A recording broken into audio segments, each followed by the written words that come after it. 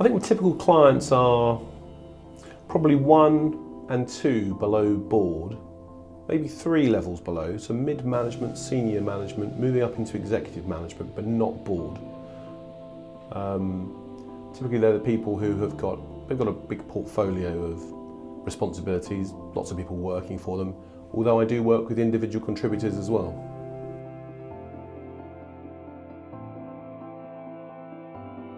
So I would describe myself as a career coach, a career consultant.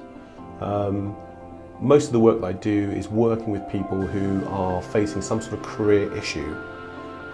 Typically it's a career transition. So it could be someone who's been recently promoted and they may be struggling with elements of their role, and I would work with them to give them some self-insight into, say, maybe some of their behaviours. It could be that people have been relocated from one country to another country. They come from the US to the UK or elsewhere. It could be that there's something going on in life. There's some sort of life transition. They've recently become a parent. There's been a bereavement, gone through a divorce. There's something there that may be affecting work as well. So I take more of a counselling approach to that individual to understand more about what's going on in their world and how they think about, well, how that's impacting on work, and crunch through some of those issues. I think what I do is provide the space for them to talk, and then they'll offer me some sort of solution we're looking to get to. There'll be some objectives they need to achieve, but I'm looking at their whole world, not just what they're doing at work.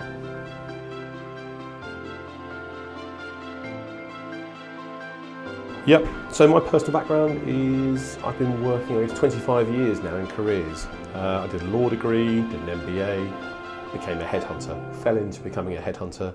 So working with people, recruiting people, senior individuals into organisations.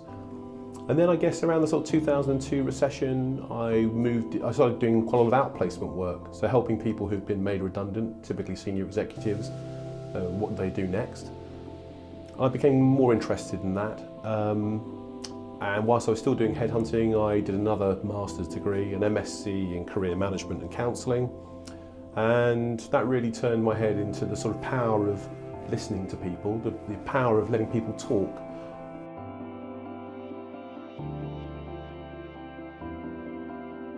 And I think my approach is to create that sort of space for an individual, a safe space for them to be able to talk. Hopefully I empathise with them. I think allowing someone to talk and to gently probe and provoke and challenge them enables them to understand what they're really thinking. I think one of the things that's quite powerful working with people is a narrative approach.